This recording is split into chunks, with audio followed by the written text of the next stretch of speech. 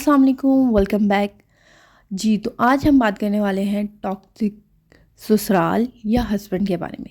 अच्छा, अब हमने toxic people, toxic friend, toxic ससुराल के बारे में तो सुना है, क्या ये हस्बैंड भी होते हैं ऐसे? हाँ जी, होते हैं हस्बैंड, और मेरे ख़्याल से तकरीबन 100 में से 90% हस्बैंड जो हैं वो ऐसे ही होते हैं। तो हमें समझ नहीं आता कि हम उनके साथ किस तरह डील करें। उनके साथ हम झगड़ा करना स्टार्ट कर देते हैं, हम बहस करना स्टार्ट कर देते हैं। अच्छा, ये कैसे हस्बैंड होते हैं? अब टॉक्सिक लोग लोग या हस्बैंड वो कैसे होते हैं? वो ऐसे होते हैं कि यार वो आप लोगों को ना मतलब चिढ़ाते हैं। उनको बिल्कुल इस चीज़ का एहसास नहीं होता, या अपनी बीवी का वो एहसास नहीं करते कि वो किस तरह घर को मैनेज कर रही हैं, बच्चों को देख रही हैं। तो उन्हें यही होता है कि बस वो हर चीज़ को अपने नज़रिए से देखते हैं, और उन्हें लगता है कि जो वो देख रहे हैं वो सारा कुछ ठीक है और जो हमारी बीवी है वो गलत है।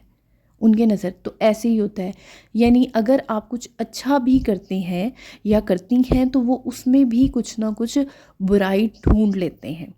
वो आपको प्रोवोक करते हैं कि आप चिढ़ जाएं, आप लड़ाई पे मजबूर हो जाएं। पहले वो आपको ये बात कह देते हैं कि ये नहीं तुम ऐसे कर लो, पर बाद में वो मुँह घर जाते हैं। ऐसे होते हैं और होते हैं, ज़िंदगी में होते हैं। मैंने देखे हैं ऐसे खुद हस्बैंड, मैंने अपनी आंखों से देखे हैं। बहुत सी लड़कियों के, बहुत सी लेडीज़ के ऐसे होते हैं जो बेचारियाँ बहुत ज़्यादा तंग हुई होती हैं और उन्हें समझ नहीं आ रहा होता। तो वो कहती हैं कि हमें ऐसा फ़ील होता है कि यार गलती हमारी है, हम ही गलत हैं। ऐसा होता है कि अगला बंदा आपको गलत करने की इतना वो आपको कर देता है कि आप ये कहती हैं यार हम ही गलत हैं, बाकी तो सारे ठीक हैं। अपने अंदर ही बुराई नज़र आने लग जाती है। अब हमारे इन लॉज़ तो होते ही होते हैं ऐसे, बहुत से इन लॉज़ हैं जो अच्छे भी होते हैं और बुरे भी होते हैं। ये ज़िंदगी है, यहाँ पे आपको अच्छे लोग भी मिलेंगे, बुरे लोग भी मिलेंगे। चाहे वो दोस्त है, चाहे वो भाई बहन है, चाहे वो आपके इन लॉज़ हैं, चाहे वो आपके हस्बैंड में आ जाता है, तो अच्छे भी होंगे और बुरे भी होंगे। तो अब हमने कोशिश करनी है, हमने देखना है कि यार इन लोगों से डील कैसे करना है। ये जो रिश्ता होता है ना मियाँ बीवी का, ये बहुत नाजुक होता है। इस रिश्ते में हम लड़ाई झगड़े को बहुत ज़्यादा देर तक ना अफोर्ड नहीं कर सकते, बहुत ज़्यादा देर तक जो है हम नहीं रख सकते, सह नहीं सकते। तो इस रिश्ते में किसी एक इंसान को तो लाजमी झुकना पड़ता है, तभी ये रिश्ता जो है वो बचा रहता है। अगर दोनों इंसान ही अकड़ के खड़े रहेंगे तो यकीन माने ये रिश्ता टूट जाएगा। तो इस रिश्ते में एक ना एक इंसान को तो झुकना ज़रूरी होता है, और ज़्यादातर क्या हम मैंने ये देखा है कि इस रिश्ते में झुकती औरत ही है। क्यों क्यों औरत झुकती है? अब सबसे बड़ा सवाल ये आ जाता है। अब औरत इसलिए झुकती है क्योंकि उसने घर को भी देखना होता है, और वो बच्चों, सबसे पहले उसको फ़िक्र होती है बच्चे की। मर्द को इस चीज़ की इतनी ज़्यादा फ़िक्र नहीं होती। मर्द के लिए क्या होता है कि यार उसको तो होता है कि मैं दूसरी शादी कर लूँगा, इन बच्चों के लिए दूसरी माँ आ जाएगी। लेकिन औरत तो कहती है ना कि माँ तो मैं हूँ, मेरे अलावा तो उन्हें और कोई पाल नहीं सकता। और हकीकत है, एक जो असल माँ होती है उनके अलावा आपके बच्चों को कोई नहीं पाल सकता।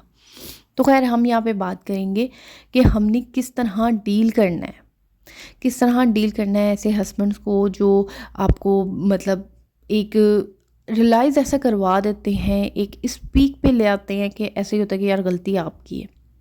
बहुत सी लेडीज़ ऐसी होती हैं जो बिल्कुल नहीं बोलती, चुप रहती हैं, लेकिन फिर भी उनको इतनी हद तक, इतनी पीक तक ले जाते हैं, एक लेवल तक ले जाते हैं कि उनकी हद बर्दाश्त होती है वो ख़त्म हो जाती है। तो इन लोगों को बर्दाश्त करना, इन लोगों को डील करना एक कह दें कि एक हुनर, एक आर्ट है। तो इन लोगों को डील करने के लिए ना हमें कुछ पॉइंट्स देखने पड़ेंगे। सबसे पहला पॉइंट, हम लोग क्या करते हैं कि जब अगर हमारी लड़ाई हो जाती है या झगड़ा हो जाता है हस्बैंड से, तो हम बात करना बंद कर देते हैं, हम उनके काम करना बंद कर देते हैं। हम उन्हें क्या बोलते हैं, खुद कर लो, मैंने नहीं करना, तुम्हारी नौकरानी नहीं लगी। इट्स ऐसा होता है। तो देखिए, ये चीज़ नहीं करनी। सबसे पहले तो बात करना ऐसे बंद नहीं करना, आपने बात ऐसे आपने करनी है कि हस्बैंड से आपने जी ठीक कहा, जी आपने ठीक कहा, ऐसे इंसान की हाँ में हाँ मिलाओ, लेकिन करो वही जो आपका दिल कहता है। क्योंकि देखिए, हस्बैंड जो होता है वो 24 घंटे तो घर में नहीं रहते ना। मतलब उन्होंने आना है, खाना है, पीना है, लेटना है, सोना है, चले जाना है। जॉब पे, बाहर ड्यूटी पे।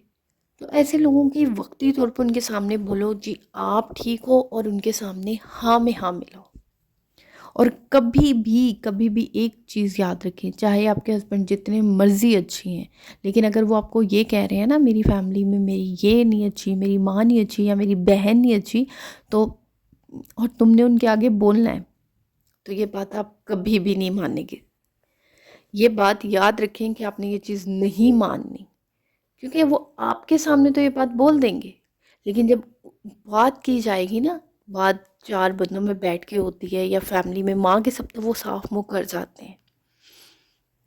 तो देखिए मुझे, जैसे मेरा एक पहला यूट्यूब चैनल था, वहाँ पे मुझे बहुत से डीएम आए थे, उनमें मुझे एक ये भी डीएम आए हुए थे कि मेरे हस्बैंड बहुत टॉक्सिक है, मेरे हस्बैंड मुझे बहुत ज़्यादा इतनी लेवल पे ले जाते हैं कि मुझे बोलना पड़ता है, मैं बोलती नहीं हूँ उनके आगे, लेकिन फिर भी मुझे बोलना पड़ जाता है। तो आप फर्स्ट तो आपने जी करनी है। अगर गुस्सा है, लड़ाई है, झगड़ा है, तो कोशिश करनी है बस, मतलब चुप, बर्दाश्त, थोड़ी सी सब्र, बर्दाश्त करें, चुप रहें, उनको उनके हाल पे छोड़ दें।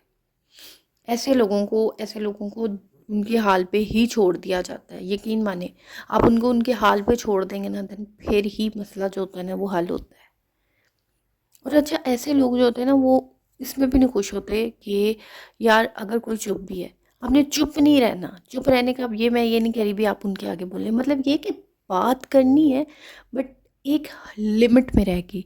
आपने एक लिमिट, एक बाउंड्री सेट कर लेनी है कि यार मैंने इस हद से ज़्यादा नहीं पार पार करनी ये हद, क्या है ना। तो ये रिश्ता ऐसा होता है कि इस रिश्ते को आपने तोड़ना नहीं है, इस रिश्ते को जोड़ना है, मजबूत करना है। तो इसमें ये है कि आपने, अगर आप थोड़ा सा झुक जाएंगी, दूसरे दिन आप बोल लेंगी, बात कर लेंगी, तो उसमें कोई बुरी बात नहीं होगी, रिश्ता संभलेगा। क्योंकि एक टाइम ऐसा आता है मियाँ बीवी पे कि जब यही जो हस्बैंड होता है ना वो बोलता है कि वाकई में मुझे अच्छी बीवी मिली है, इसी ने रिश्ते को हमेशा बचाया है। अब कुछ हस्बैंड्स होते हैं जिनको नहीं पसंद होता कि आप बात करें कॉल पे या अपने घर बात करें, नहीं पसंद होता बहुत से लोग। तो देखिए आप अवॉइड करें, उनके सामने कॉल पे बात करना, घर पे बात करना अवॉइड करें, बात ना करें। अगर उन्हें नहीं पसंद तो अवॉइड करें। अपने घर वालों को, अपनी अम्मी को, अपनी सिस्टर को, अपनी फ्रेंड्स को बोल दें कि भी उस टाइमिंग में मुझे आप कॉल नहीं करेंगी, क्योंकि मेरे हस्बैंड घर होते हैं, उन्हें नहीं पसंद मोबाइल यूज़ करूँ मैं। हर होता है, मतलब अब मेरे हस्बैंड हैं, उन्हें ये चीज़ नहीं पसंद कि जब वो घर हों और मैं मोबाइल यूज़ कर रही हूँ या मैं कॉल पे बात कर रही हूँ। तो ये है कि इस पे कोई बुरी बात नहीं है, आप अपने हस्बैंड के लिए दूसरों को बोल सकती हैं कि देखिए जी इस वक्त जो होता है हमारा टाइम होता है, तो आप लोग मुझे कॉल नहीं करेंगी। तो ये है कि अपने, और सेकंड, आप अपने रिश्ते को दूसरे के रिश्ते के साथ कंपेयर करना छोड़ दें। अगर आप ये देखेंगी कि यार उसके हस्बैंड तो उसके साथ ये है, उसके हस्बैंड तो ऐसे हैं, उसके हस्बैंड तो वैसे हैं, तो ये भी वैसे ही करें, तो नहीं, ऐसा नहीं होता। हमारी सोसाइटी में एक ये बहुत चीज़ है कि अगर उसके हस्बैंड ने उसको एनिवर्सरी पे इतना गिफ्ट दे दिया तो मुझे भी यही मिलना चाहिए। आप अगर अगर आप उनको कुछ दे देंगी तो उसमें कुछ नहीं होगा। हमें अपने घर की कंडीशन देखनी होती है, हमें अपने हालात देखने होते हैं, हमने अपने फाइनेंशियल कंडीशन को देखना होता है, तब हम चीज़ों को डिसाइड करते हैं। हमने अपने रिश्ते को कभी भी कंपेयर नहीं करना किसी दूसरे के साथ। किसी दूसरे कपल के साथ अपने कपल को बिल्कुल भी कंपेयर मत करें। आपने अपने कपल को अच्छा बनाना है, बेहतर बनाना है, खूबसूरत बनाना है इस रिश्ते को। आप दूसरों से कंपेयर करेंगे, क्योंकि देखें हर रिश्ते में कहीं ना कहीं कोई ना कोई थोड़ी सी खामी ज़रूर होती है। हम परफेक्ट नहीं होते मुकम्मल तौर पे। हम मुकम्मल तौर पे एक मतलब एक परफेक्ट इंसान या एक परफेक्ट बीवी, बहू, माँ नहीं बन सकती। हम में कहीं ना कहीं थोड़ी ना थोड़ी खामियां होती हैं, और इसी तरह आपके हस्बैंड में भी ये चीज़ है। तो उनको भी जो है, आपको, आप जब वो आपको इस हाल में कबूल करें तो आपको भी करना है उनको। अगर उनको फाइनेंशियली प्रॉब्लम है या वो उनको फाइनेंशियली इस टाइम क्राइसिस से गुजर रहे हैं आप, तो कोशिश करें, अगर आप उनको सपोर्ट कर सकती हैं वो करें, नहीं कर सकती तो कम से कम अपनी ख्वाहिशात को लिमिट कर लें, लिमिटेड कर लें, अपनी जो है उनका साथ दें। इस तरह ये होगा कि आपका रिश्ता मजबूत होगा। ना कि आपके जो है वो आप उन पे एक मज़ीद बर्डन बने और जी उन्हें कहें कि बस मुझे ये चीज़ चाहिए तो चाहिए। हर चीज़ का एक टाइम होता है, वक्त होता है, मिल जाती है टाइम पे, वक्त पे मिल जाती है। लेकिन वही बात आ गई, इस रिश्ते में जब तक आप दोनों नहीं, हम दोनों साथ नहीं चलेंगे, कभी भी ये रिश्ता नहीं चलेगा। तो आपने उनकी टॉक्सिसिटी जो होती है, आपने उनकी वो नेगेटिविटी जो होती है उसको किस तरह कंट्रोल करना है, बर्दाश्त करना है, वो यही है कि आपने एक तो उनके आगे बोलना नहीं है जिस वक्त वो गुस्से में हो। अब मैंने बहुत सी ऐसी ख़वातीन देखी हैं, यकीन माने मैं खुद पर्सनल जानती भी हूँ कि जब जैसे ये हस्बैंड घर में इंटर होते हैं और जी वो थके आ रहे होते हैं और आते ही फरमाइशी लिस्ट जो है वो स्टार्ट हो जाती है। अब मुझे ये चाहिए था, मुझे वो चाहिए था, मैंने ये लेना है, मैंने वो लेना है, और तुम्हारी अम्मी ने ये कह दिया, तुम्हारी बहन ने ये कह दिया। तो ये चीज़ें यार आप बाद के लिए रखें, जब वो रिलैक्स हो जाएं, थोड़ा चिल हो जाएं, थोड़ा थकन उतर जाए, तब बंदा बात करता है, बैठ के आराम से चाय पीते हुए बात करें, कॉफ़ी पीते हुए बात करें। बट ये कि वो आते ही अगर आप जो उनके ऊपर पहाड़ फरमाइशों का डाल देती हैं या अपनी दिन भर की जो शिकायत है उनके बताना स्टार्ट, तो उस चीज़ से थोड़ा सा अवॉइड किया जाए। आते हैं, बैठें, पानी पिएं, करें।